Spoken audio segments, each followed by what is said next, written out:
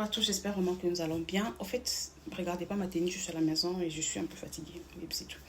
Aujourd'hui, je voudrais juste partager un truc sur les changements. Des fois, on pense que pour apporter un changement quelconque à la communauté, ça doit être un sujet, une idée grandiose, je sais pas moi, construire des écoles, bâtir et tout.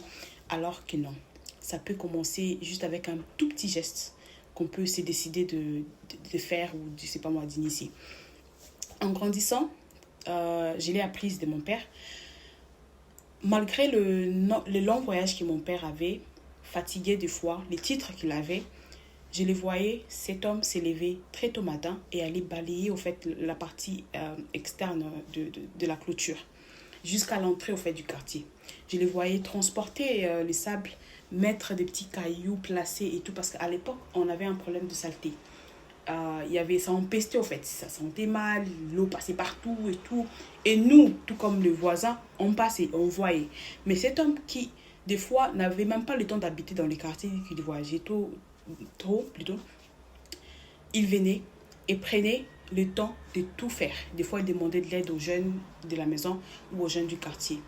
Et ça m'a vraiment impacté quand j'étais petite. Parce que je me suis rendu compte que, ok, ça peut commencer par moi. Et ça peut être aussi petit que juste balayer la cour, balayer la partie externe.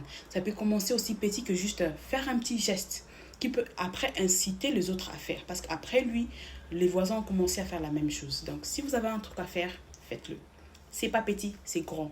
Vous pensez que c'est petit, mais alors qu'en réalité, c'est pas petit. C'est pas mon histoire, c'est l'histoire de mon père. J'espère que ça